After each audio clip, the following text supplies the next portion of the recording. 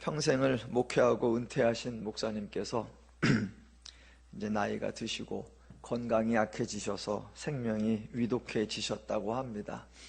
그래서 임종이 가까워오니까 가족들과 또 교회의 몇몇 분들이 함께 임종을 지켜보고 있는데, 소천하시기 직전에 목사님의 표정이 너무나 두려움과 불안에 가득 차 있어서 지켜보는 가족들과 성도들이 매우 걱정이 됐다고 합니다.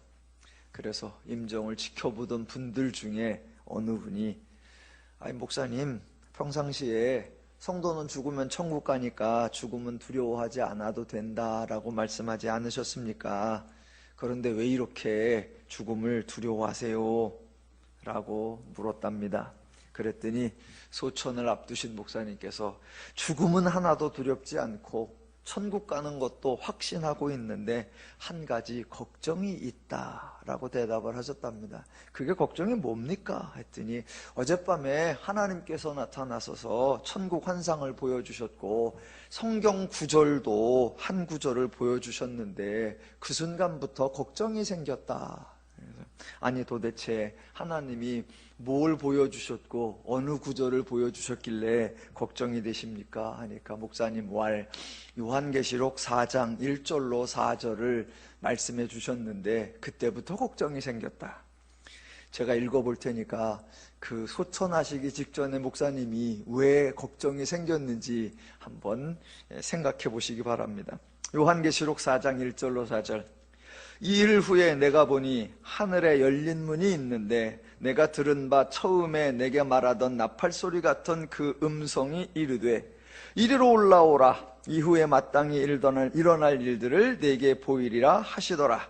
내가 곧 성령에 감동되었더니 보라, 하늘에 보좌를 베풀었고 그 보좌 위에 앉으신 이가 있는데 앉으신 이의 모양이 벽옥과 홍보석 같고 또 무지개가 있어 보좌에 들렸는데 그 모양이 녹보석 같더라. 또 보좌에 둘려 24 보좌들이 있고 그 보좌들 위에 24 장로들이 흰옷을 입고 머리에 금관을 쓰고 앉았더라 입니다. 눈치채셨습니까? 이 목사님이 죽음을 두려워하게 된 이유가 뭐냐면 4절에 나오는데 천국에도 장로가 있더라. 근데 그 장로가 한두 명이 아니라 24 장로들이 있다 라는 구절을 딱 듣는 순간 천국 가는 게 걱정이 되고 근심이 되었다라는 유머입니다. 공감해 주셔서 감사합니다. 성도님들은 실감이 좀 덜 나시는데 목회자들 세계에서는, 특별히 장로교 목회자들 세계에서는 아주 빵빵 터지는 유머입니다. 목사님과 장로님이 교회를 함께 이렇게 협력해서 사역을 해나가는데 사이가 좋으면 교회를 유지해가는, 교회를 이끌어가는 귀한 쌍두마차 같은 관계가 되지만 사이가 나쁘면 목사님과 장로가 아주 앙숙도 그런 앙숙이 없습니다. 이런 유머를 한 이유는 오늘 본문과 관계가 있기 때문입니다. 5장, 그것도 12절 이하에는 바울이 데살로니가 있는 성도들에게 쓴 편지의 마지막 부분인데 과연 어떤 말을 했을까요? 오늘은 12절과 13절만 보겠습니다. 12절과 13절이 우리말 성경으로는 한 문장으로 되어 있는데 원문에는 두 문장이어서 제가 원래대로 문장을 구분해서 읽어보겠습니다. 우선 첫 번째 문장만 읽어보면 형제들아 우리가 너희에게 구하노니 너희 가운데 수고하고 주 안에서 너희를 다스리며 권하는 자들을 너희가 알고 그들의 역사로 말미암아 사랑 안에서 가장 귀히 여기라 입니다. 마지막 권면인데 들어보시니까 감동입니까? 아니면 실망입니까? 아니면 아무 반응이 없습니까? 내용이 너무나 쉬워서 제가 특별히 설명할 내용이 없습니다. 데살로니가 교회에 여러 사람이 있을 텐데 그 중에 수고하고 지도해주고 권면해주는 사람이 당연히 있을 것이기에 그 사람을 알고 그 사람의 그 수고에 대하여 사랑하는 마음으로 존중을 해달라라는 부탁입니다. 예, 지극히 당연한 내용입니다. 두 번째 문장이 13절 마지막에 나오는 너희끼리 화목하라입니다.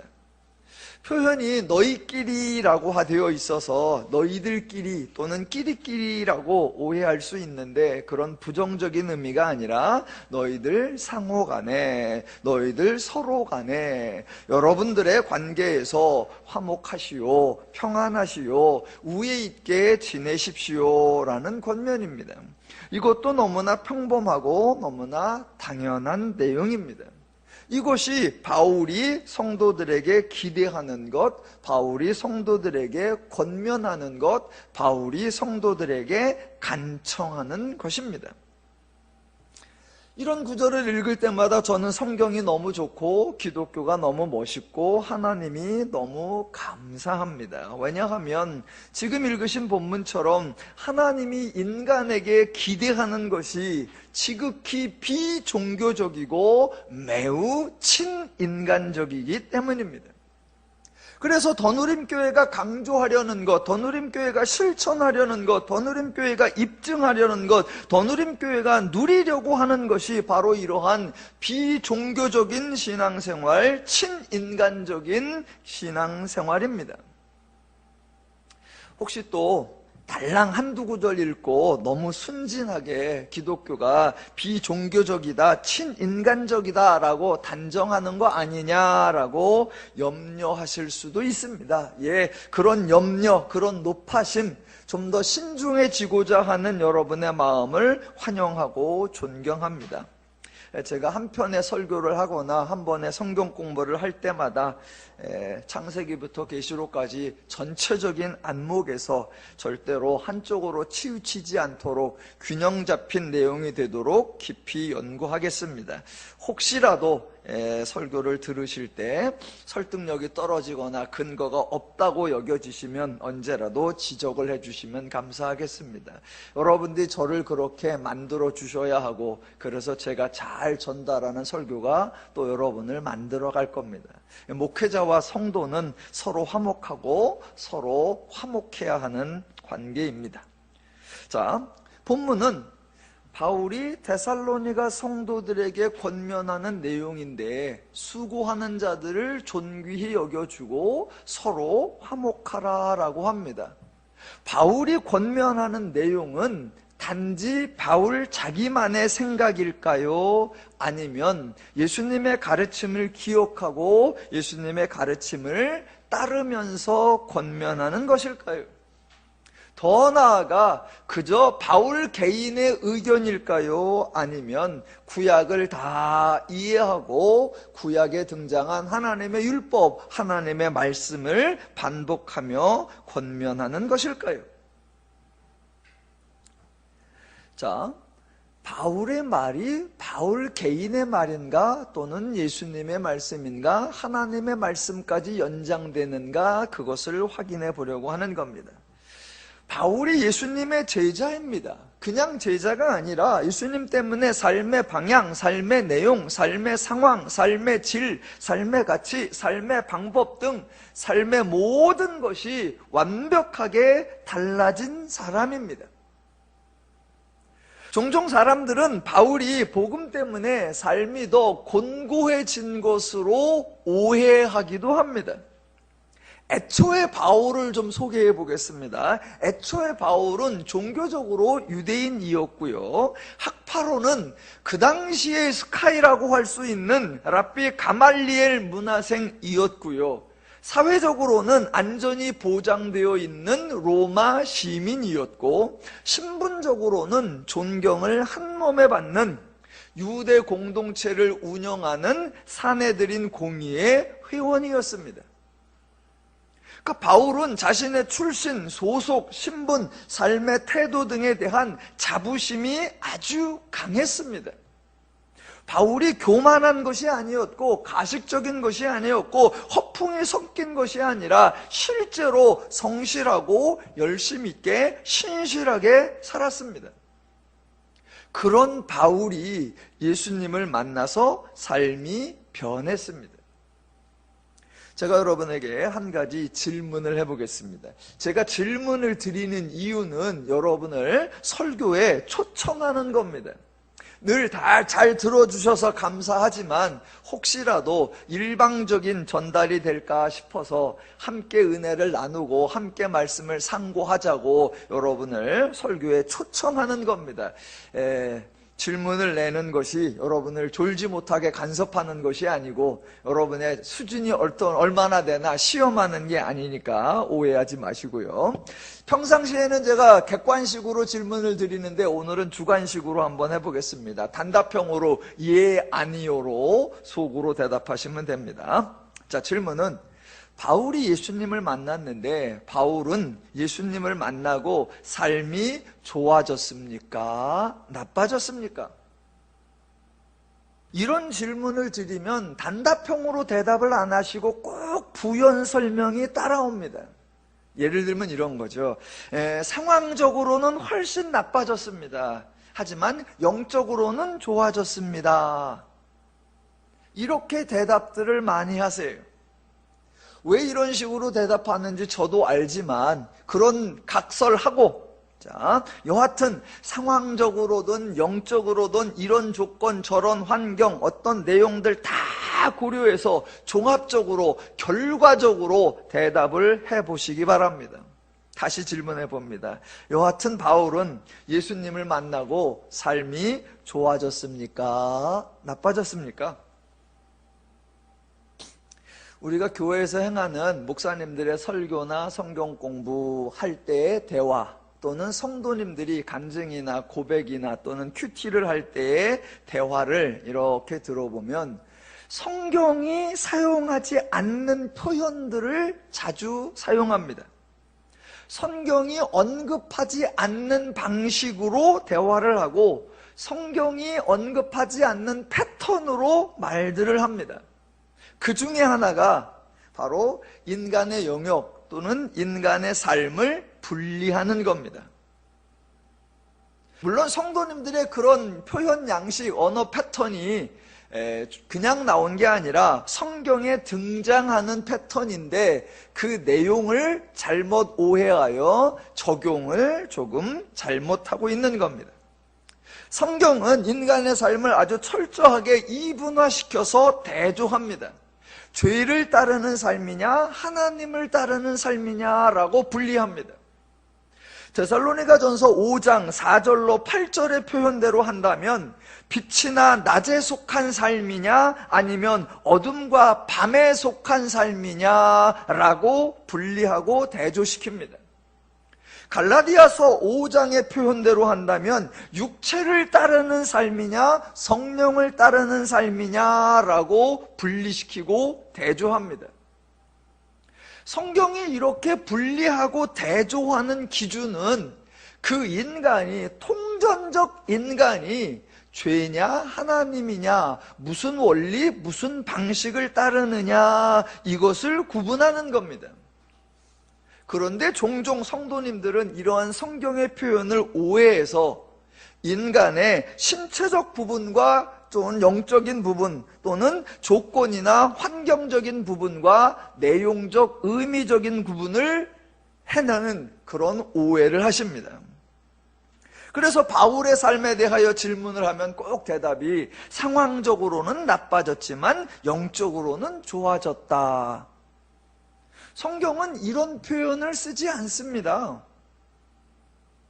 다시 한번요. 상황적으로든 영적으로든 신체적으로든 정신적으로든 이런저런 조건, 환경, 내용 다 종합해서 결과적으로 바울은 예수님을 만나고 삶이 좋아졌습니까? 나빠졌습니까?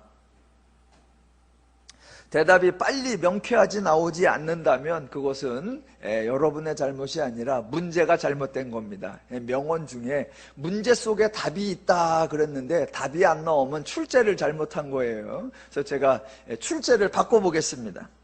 여러분, 바울은 예수님을 만나서 불행했습니까? 행복했습니까?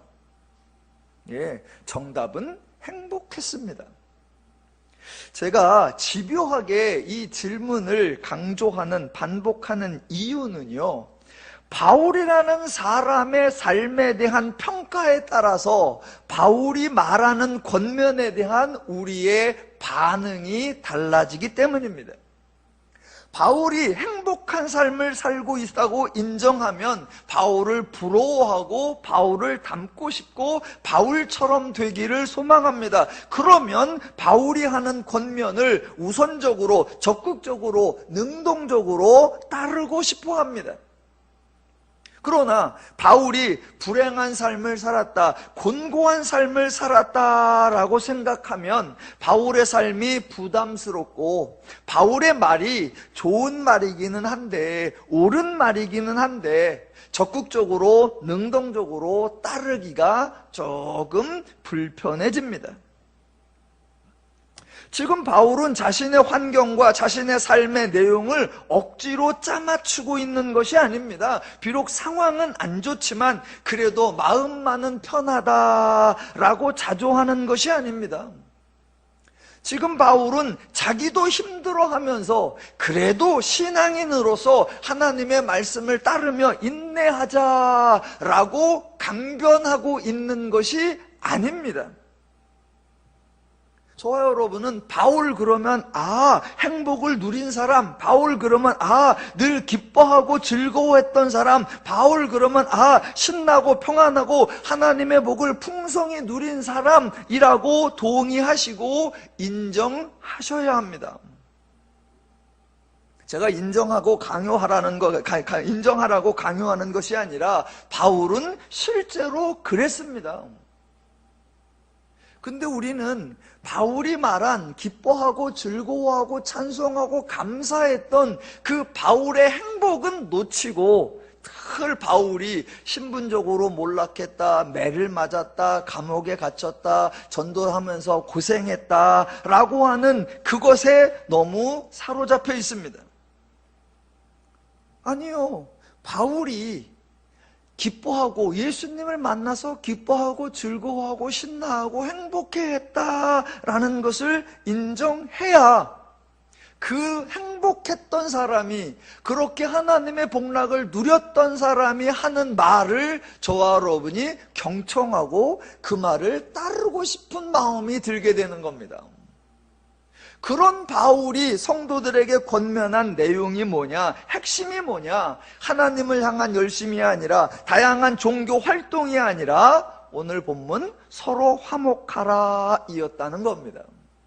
그러니까 바울의 권면의 내용을 이해하려면, 바울의 권면을 따르고 싶은 마음이 들으려면 우선 바울에 대한 바른 이해가 전제되어야 한다라는 겁니다. 그러니까 종종 닮고 싶은 사람 그러면 바울이 잘 안 나와요. 늘 바울을 존경하기는 합니다. 대단한 사람, 훌륭한 사람, 아주 사명에 충실한 사람. 그러나 나는 바울처럼 되고 싶지 않다. 내가 닮고 싶지 않은 사람이 하는 권면을 따르고 싶어 합니까? 반대로 생각하면 많은 사람들이 닮고 싶은 게 아브라함처럼 또는 이삭처럼 또는 요셉처럼 또는 다니엘처럼이에요. 그런데 성경을 보면 요셉이나 이삭이나 다니엘이나 아브라함은 저와 여러분에게 권면을 한마디도 한 적이 없습니다. 그러니까 우리는 바울이나 요셉이나 다윗이나 요셉이나 아브라함이나 이삭이 너희가 이렇게 살기를 바란다, 그래서 나도 그렇게 따르리라 할 게 없어요. 그러니까 신앙생활을 조금 이상하게 하는 겁니다. 정작 권면하는 사람의 말은 안 따르고 권면하지 않는 사람처럼 되고 싶어 해요. 오늘은 그 순서를 바꾸어야 된다라는 겁니다. 권면하는 사람이 왜 이런 권면을 하는가? 그 사람에 대한 이해가 달라져야 그 권면에 대한 반응이 달라질 수 있다라는 겁니다. 여러분, 바울이 이렇게 권면하는 것은요, 새로운 이야기가 아니고 바울이 우리에게 존재에 대한 이해가 바르게 되어야 그 말씀에 대한 반응이 바르게 나온다라는 모범 사례를 보여준 겁니다. 자, 바울과 예수님의 관계를 한번 살펴볼게요. 바울이 이전에, 즉 성도가 되기 이전, 사도가 되기 이전에는 제자들에 대하여 위협과 살기가 등등했다라고 말합니다. 사도행전 8장에 의하면 예수님의 도를 따르는 사람들을 만나면 남녀를 막론하고 결박하여 예루살렘으로 잡아오는 일에 열심을 내었었다라고 합니다. 바울이, 이전이니까 사울이라고 하겠습니다. 사울이 왜 그렇게 했을까요? 왜 주의 제자들에게 살기가 등등했고 왜 그 도를 따르는 사람들을 결박하여 잡아오려고 했을까요? 자, 이전 사울의 생각에 예수님은 성공한 사람이었을까요? 실패한 사람이었을까요? 당연히 실패한 사람입니다. 이전 사울의 생각에 예수는 백성들을 현혹하다가 결국 제 목숨도 보존하지 못하고 십자가에 달려 죽은 저주받은 사람이었습니다. 이전 사울의 입장에서는 그런 예수를 추종하는 제자들, 그런 예수를 따르는 백성들을 응원해야 할까요? 말렸어야 할까요? 당연히 말렸어야 합니다. 그래서 제자들을 박해했고 그래서 그 도를 따르는 사람들을 막았던 겁니다. 당연합니다. 이전 바울의 생각에 예수는 자기 가족에게도 인정받지 못한 사람, 자신이 뽑고 가르쳤던 제자들에게도 배신당한 사람, 같은 유대 민족들에게도, 다른 이방인 로마 사람에게도, 어느 누구에게도 인정받지 못하고 졸지에 죽임을 당한 사람인데, 그런 예수를 따르는 백성들을 말려야 하는 것이 사내들인 공유의 회원으로서, 백성을 가르치는 입장에 있는 바리새인이요 율법사로서 마땅하고 당연한 역할이라고 생각을 했던 것입니다. 그러니까 이전에 바울에 대하여 예수를 박해했던 사람이라고 바울을 비난할 것이 아니라, 이전에 바울이 예수를 어떻게 생각하고 있었는가, 바울의 입장, 바울의 처지, 바울의 역할을 고려하면 충분히 이해할 만한 행동이었습니다. 그런데 바울이 예수님을 만나고 예수님에 대한 이해가 달라진 것입니다. 앞뒤 다 잘라내고 그저 바울이 예수님을 만나고 성령 받아서 달라졌다라고 말할 것이 아니라, 무엇이 달라졌고 어떻게 달라졌고 얼마나 달라졌는가를 이해하셔야 됩니다. 설명 드려볼게요. 우선 바울은 예수가 죽었다고 알고 있었습니다. 배신당해서 비명 횡사했다라고 알고 있었습니다. 그랬는데 예수가 살아 있었습니다. 단지 살아났다고 소문만 난 것이 아니라 사도행전 8장에서 자기 앞에 예수가 나타났습니다. 그 순간 바울은 그동안 자기가 알고 있던 모든 인식체계, 자기가 따르고 행하고 있던 모든 종교적 사고방식이 완전히 무너졌습니다. 왜요? 그동안 바울이 배우고 가르치고 지키고 따르고 실천하던 유대교의 인식, 유대교의 체계, 유대교의 원리에 의하면 예수는 부정한 사람과 어울린 부정한 사람이요, 불의한 사람들과 한자리에서 식사했던 불의한 사람이요, 하나님을 모독했던, 신성 모독했던 참남한 사람이기에 죽어 마땅한 사람이었습니다. 살 수 없는 사람이요, 살아서는 안 되는 사람, 그래서 십자가의 처형을 당하는 것, 그것이 하나님의 원리요 하나님의 공이라고 알고 있었고 그렇게 이루어졌다라고 인정하고 있었습니다. 그런데 그 예수가 살아서 자기 앞에 나타났습니다. 그렇다면 예수는 부정한 사람이 아니요, 불의한 사람이 아니요, 죽어 마땅한 사람이 아닙니다. 하나님의 공의에 따라 정죄를 받고 심판을 받아 가장 처참한 십자가형의 처해 죽임을 당했다고 생각했는데 그 예수가 살아있다면 하나님의 공의가 잘못된 겁니까? 아니면 바울을 비롯한 유대교인들의 생각이 잘못된 겁니까? 바울은 유대교인으로서, 바리새인으로서, 가말리엘 문화생으로서, 율법 교사로서 하나님은 참되시다, 하나님은 공의로우시다라고 철석같이 인정하고 있었기에 감히 하나님이 예수에 대해 잘못된 조치를 했다라고 생각할 수 없습니다. 하나님이 죽여야 할 자를 실수로 살리셨다라는 생각을 할 수가 없습니다.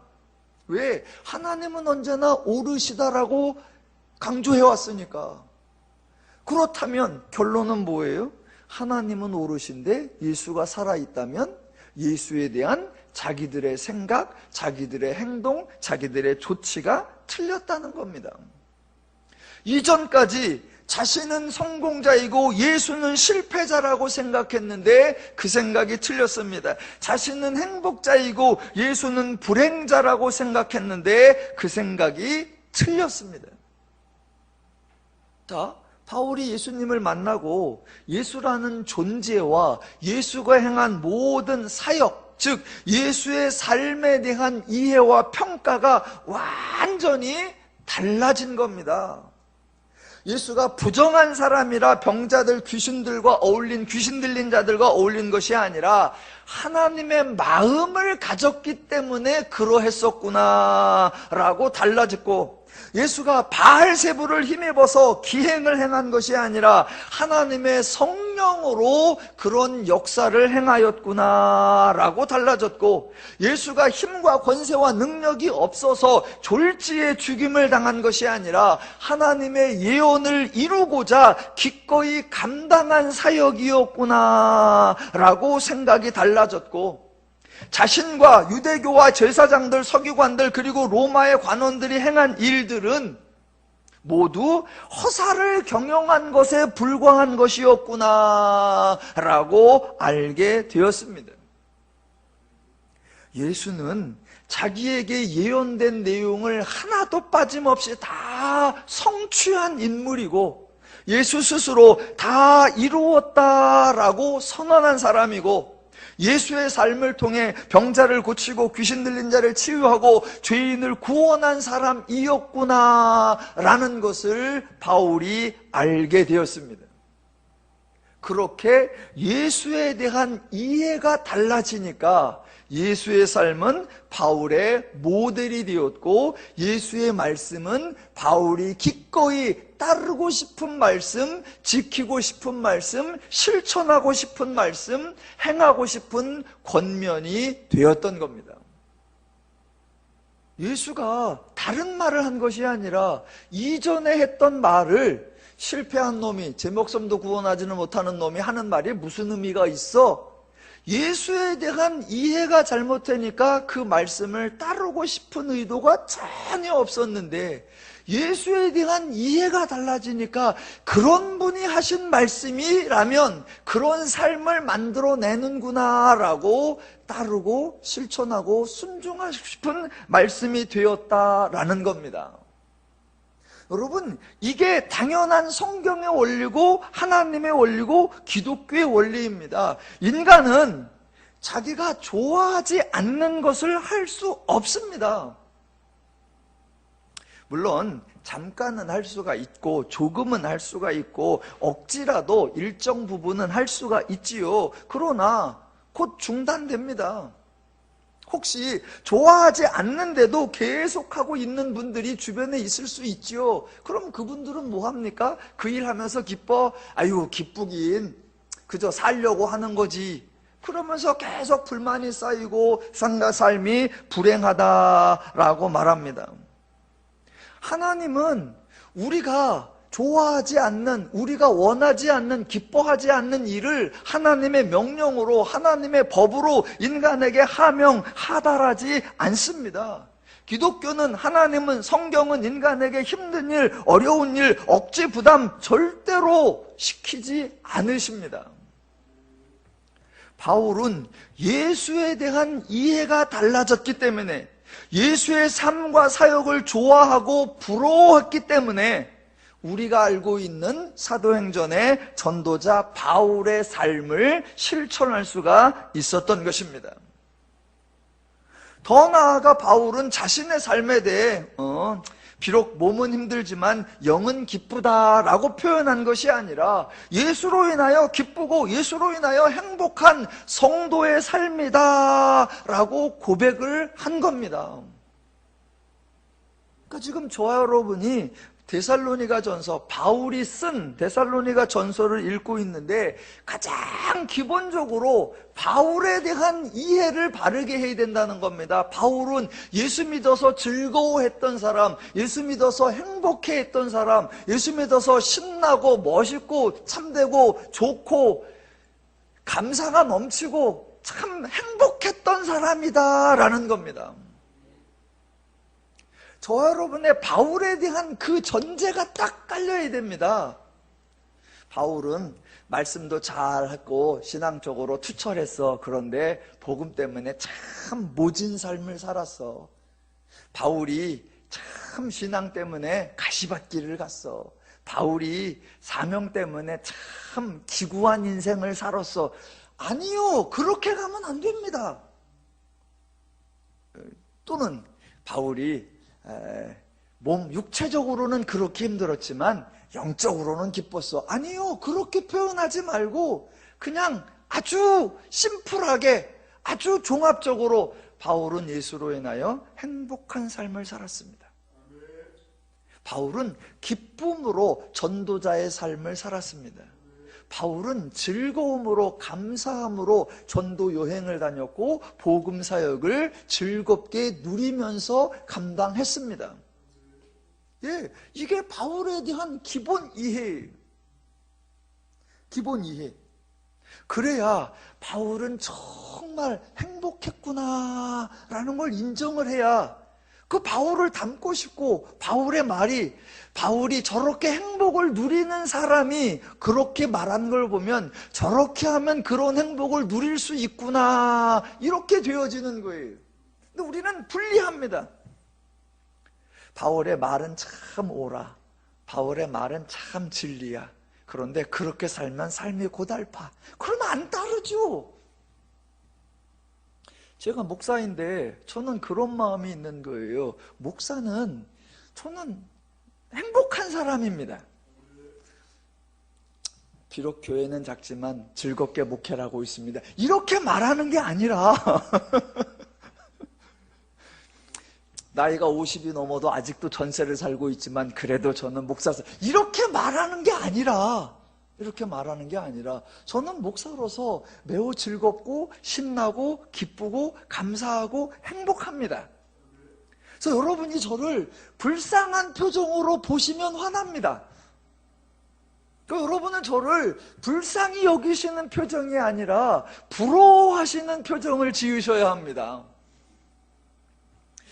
며칠 전에 제 아내가 어느 이제 동료 목사님 사모님하고 같이 식사를 했어요. 이렇게 식사를 했는데 이제 계산할 때쯤에 그 동료 사모님이, 남편이 이제 가까이 있다가 오셨어요. 그래갖고 이제 하면서 식사 계산을 하는데, 이제 저희 한 사람이 원래 이제 저녁을 내기로 하고 식사를 하기로 했는데 그 동료 목사님이, 이제 사모님 남편이 오더니 이렇게 식사가 마무리되는 걸 보면서 본인이 저녁값을 내겠다 그러시면서 하시는 말씀이, 더누림교회 사모님이 이상적인 목회를 한다고 하니까 뭔 돈이 있겠어, 내가 내야지, 그러셨대요. 이상적인 교회 목회를 하느라 뭔 돈이 있겠어. 여러분, 이상적인 목회를 하느라 애쓰고 있다고 불쌍히 여기시면 안 됩니다. 불쌍히 여기시면. 예, 목회자는 저는 참 기쁘고 즐겁고 감사해요. 그래서 여러분이 야, 저 목사가 참 즐거워하고 행복한 사는 삶이구나, 그렇게 인정을 해 주셔야 저 목사의 설교가 저런 설교 내용이니까, 저런 하나님의 말씀이니까 저렇게 기쁨과 즐거움이 되는구나 라는 거예요. 그런데 참 우리 목사님이 설교는 잘 하시는데 아유, 목사님이 말씀은 잘 풀으시는데 목회가 언제나 성공을 하는지, 언제나 좀 기운 피고 살는지 이러시면 그저 그냥 들을 뿐이지 잘 따르고 싶은 마음이 안 드시는 거예요. 저와 여러분이 지금 정반대로 바울이 했던 모범, 예수에 대한 삶에 옳은 말은 한 것 같은데 에휴 삶이 틀렸어, 그러면 안 따르는 거예요. 예수에 대하여 전혀 다른 이해, 그가 행복자였구나, 그가 참으로 기쁜 자였구나, 그가 성공자였구나 라는 것을 이해하니까 예수의 말씀을 따르는 거예요. 그 예수의 가르침의 핵심이 뭐였어요? 제자들에게 계속 반복했던 게 너희가 서로 사랑하라 였습니다. 그 사랑하라가 오늘 바울이 뭐라고 권면해요? 너희끼리 서로 화목하라, 이렇게 나오는 거예요. 그러니까 바울은 지금 권면을 하는데 바울의 철학이나 바울의 사상이나 바울의 경험을 말하는 것이 아니라 자기의 삶의 모델이었던, 자기가 그렇게 닮고 싶었던 그 예수의 가르침의 핵심을 자기도 삶 속에서 적용하며 누리면서 자기가 예수의 삶을 닮아가는 것처럼 성도들도 자기를 닮아가고 성도들도 예수의 행복한 삶을 닮아가기를 기대하면서 권면하는 거, 너희가 서로 사랑하라, 너희끼리 화목하라입니다. 바울이요, 너희가 서로 화목하라 라고 말했다는 사실이 참 놀라운 겁니다. 이게 왜 놀라운 건지 제가 설명을 드려볼게요. 지금 바울이 성도가 되어서, 사도가 되어서, 하나님의 백성이 되어서 행복을 누리며 지금 살고 있습니다. 이렇게 기쁘고 청안하고 행복한 삶을 누리고 있는 상태에서 너희끼리 화목하라 라고 말합니다. 그렇다면 지금은 바울이 예수님을 만난 이후이고, 성도가 된 이후이고, 피조물이 된 이후이고, 복음을 깨달은 이후인데 그때 내용이 서로 화목하라 이라면, 반대로 바울이 예수님을 만나기 전, 성도가 되기 전, 새로운 피조물이 되기 전, 복음을 깨닫기 전의 삶에 대해서 바울 스스로 예전에는 내가 서로 화목했다라는 거예요? 아니면 예전에는 화목하지 못했다라는 거예요? 정답은 예전에는 서로 화목하지 못했다라는 겁니다. 바울 스스로가 인정을 하는 거예요. 예전에는 내가 화목하지 못했었는데 지금은 너무 이 화목이 소중한 걸 알고 그래서 너희에게 화목하라고 권면한다라는 겁니다. 자, 여기서 중요한 것은 지금 바울이 이전에, 즉 유대교에 충성했을 때, 율법에 대하여 흠이 없다고 자부할 만큼 종교적이었을 때 서로 화목한 삶을 살지 못했는데 그 이유가 뭐냐? 바울이 율법에 충실했기 때문이다 라는 겁니다. 제가 지금 바울이 율법에 충실한 삶을 비난하려고 하는 게 아니고 바울이 지극히 유대교적 또는 종교적이었다라는 것을 조롱하자는 것이 아니고 율법을 충실하지 말자거나 종교적이지 말자라고 하는 것이 아니라 하나님을 믿는다는 거, 기독교를 믿는다는 거, 교회를 출석하고 성경을 배우고 신앙인의 삶을 살 때에 하나님의 뜻이 무엇인지 계속하여 바르게 알아가야 한다라는 겁니다.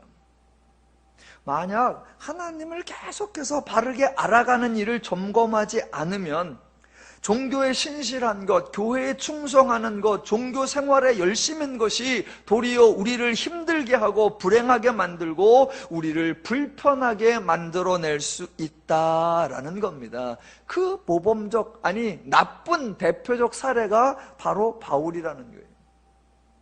바울은 유대교를 믿었었는데 그 유대교가 하나님을 오해했습니다. 바울이 유대교가 율법을 가지고 있었는데 유대교가 하나님의 율법을 오해했습니다. 그래서 하나님과 율법을 오해하였기 때문에 유대교는 하나님을 열심히 믿을수록 서로 화목한 것이 아니라 배타적이 되어버렸습니다. 하나님을 열심히 믿으면 믿을수록 서로 배타적이 되어버려요. 왜요? 유대교 사고방식에 애초부터 이스라엘은 선택받은 민족이고 이방인들은 버림받은 민족이다 라고 나뉘어져 있기 때문이에요. 그래서 유대인으로서는 이방인과 교제하며 가까이 하는 것이 위법으로 정해져 있기 때문입니다. 그래서 하나님을 열심히 믿으면 배타적이 될 수밖에 없어요. 유대교가 하나님을 오해했기 때문에. 또 유대교를 신실하게 유대교의 율법을 지킬수록 서로 화목이 아니라 서로 정죄가 늘어납니다. 당연합니다. 왜요? 나는 율법을 열심히 지킵니다. 저 사람은 율법을 잘 지키지 않습니다. 그러면 율법에 의하면 어떻게 된다? 너는 율법을 지키지 않았다. 그러므로 너는 죄를 지었다. 그러므로 너는 벌을 받아야 된다. 그러므로 너는 심판을 받아야 된다. 내가 율법을 지키면 지킬수록 다른 사람을 정죄하고 비난하고 조롱하고 심판할 수밖에 없습니다. 왜곡된 종교가 그렇게 치명적인 거예요. 하나님을 열심히 믿으면 배타적이 되고 율법을 충실하게 지키면 정죄가 늘어나고 하나님과 율법을 오해하니까 종교 행위를 행하면 행할수록 화목이 아니라 불화가 넘쳐나는 거예요. 왜요? 나는 정결한 사람이야. 저들은 부정한 사람이야. 그러니까 정결한 사람으로서 부정한 사람 만나서도 안 되고 대화해서도 안 되고 같은 자리에 앉아서도 안 되고 함께 식사를 해서도 안 된다. 그러니까 내가 종교 생활을 열심히 할수록 사람들과 화목이 불가능합니다. 여러분, 바울이 까칠한 사람이었기 때문이 아니고 바울이 비판적인 사람이었기 때문이 아니고 바울이 성격이 모난 사람이었기 때문이 아니라 유대교라고 하는 종교 자체가 하나님을 왜곡하고 하나님의 율법의 의미를 왜곡하고 그와 같이 바울도 이전에 하나님을 오해하고 율법을 오해했기 때문에 그의 열심, 그의 신실, 그의 부지런, 그의 충성이 결코 화목을 만들어내지 못했습니다. 이전에 바울은 자기가 그런 줄을 몰랐어요. 자기가 배타적인 줄 몰랐고 자기가 불화를 만들어내는 줄 몰랐고 자기가 정죄를 일삼는 줄 몰랐죠. 정반대로 자기는 지금 신앙생활을 잘하고 종교적 열심히 대단하다고 율법으로 흠이 없다라고 자부할 정도였으니까. 이 이야기를 강조하는 것은 하나님이 오해되고 율법이 왜곡되고 종교가 변질될 때 발생하는 최고의 위험한 현상을 소개하자라는 겁니다.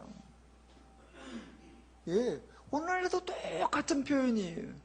기독교를 열심히 믿으면 믿을수록 바른 하나님의 이해를 가지면 배타적이 아니라 포용적이 되어야 하고 정죄하는 것이 아니라 관용적이 되어야 하고 불화하는 것이 아니라 화목하는 결과가 맺어져야 합니다.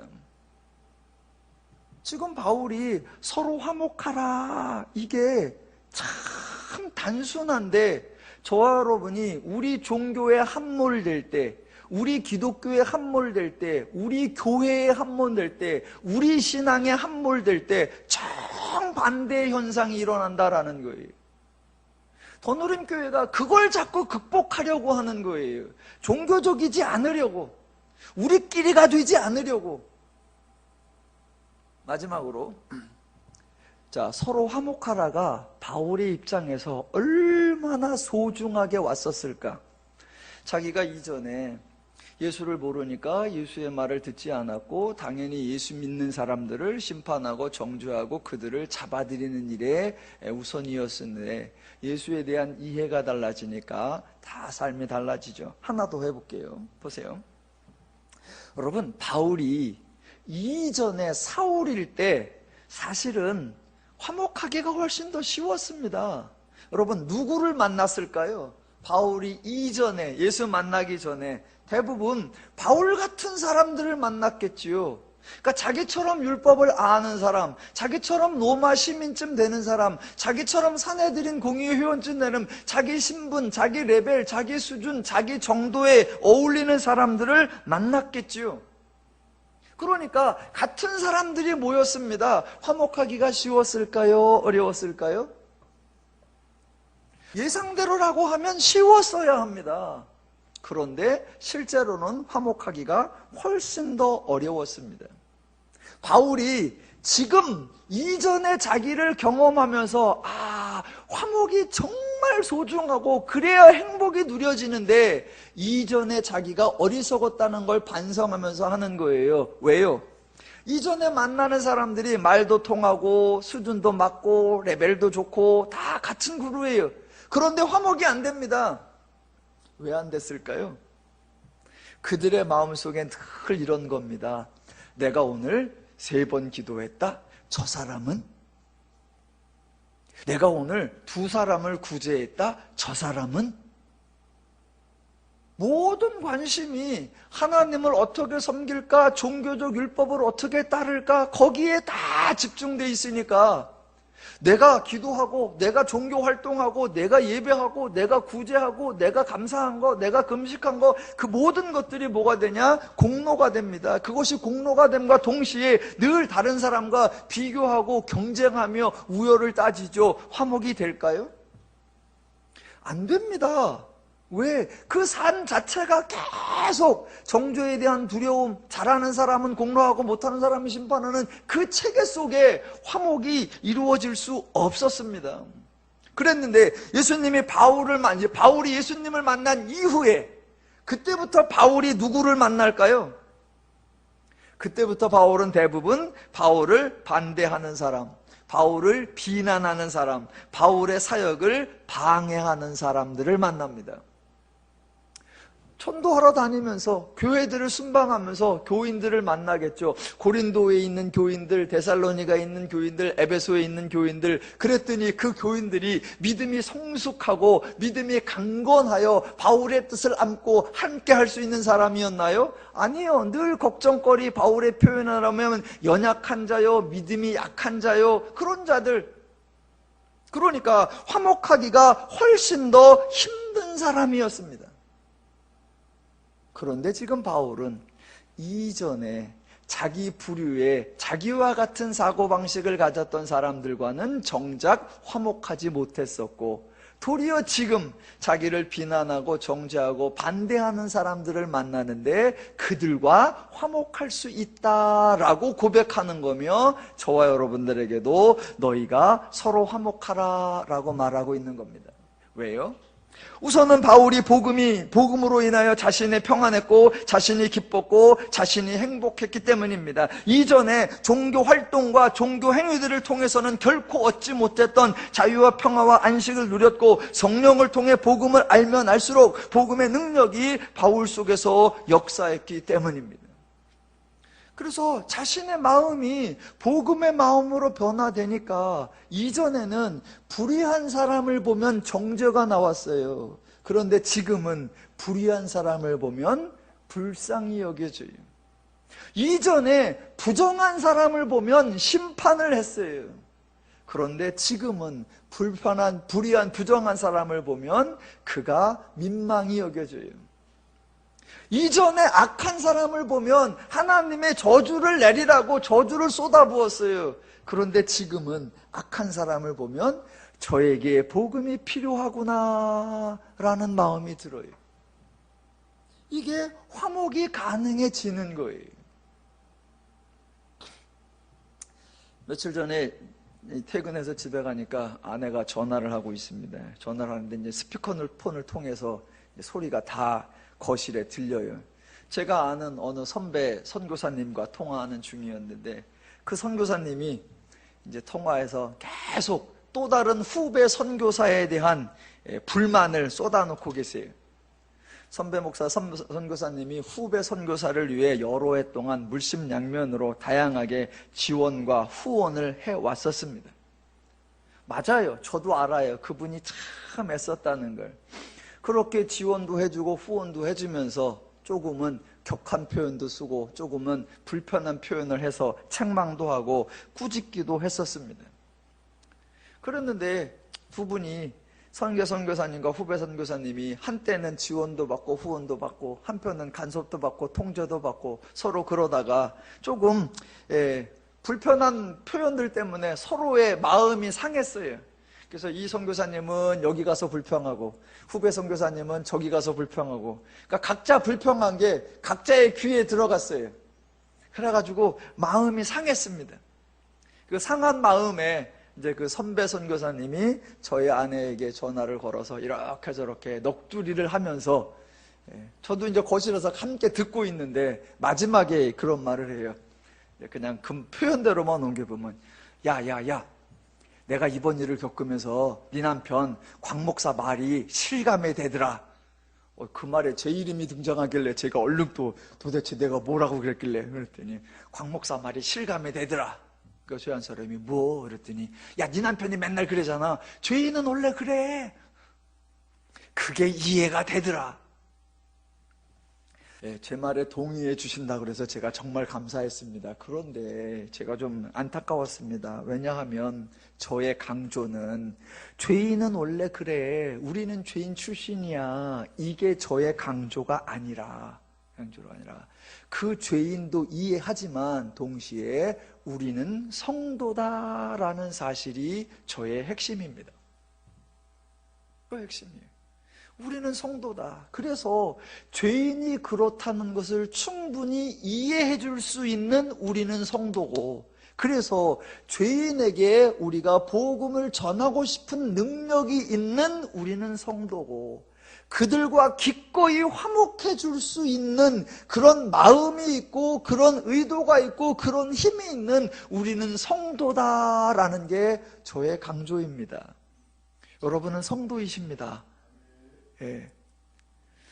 죄인은 그래요. 죄인은 믿을 놈이 못 돼요. 이게 아니라 우리는 죄인 출신이었는데 지금 우리와 불화하자고, 우리를 반대하자고, 우리를 비난하자고, 우리를 핍박하자고, 우리를 원수 삼자고 하는 그들을 이해하고 포용해내고 수용해낼 수 있고, 더 나아가 그들을 사랑하고 그들을 축복하고 그들을 격려해 줄 수 있는 지구상의 유일한 존재, 그게 저와 여러분 성도라는 사실입니다. 바울의 삶이 행복자이라는 것을 인정하면서 바울의 권면을 수용하고, 예수의 삶이 행복자요 완성자인 것을 고백하고 우리가 그 말씀을 따라가고, 우리가 성도인 것을 인정하고 성도다움을 삶 속에서 실천하며 구현하며 누리며 살아가는 저와 여러분 되시기를 주님의 이름으로 축원합니다. 아멘. 기도하겠습니다.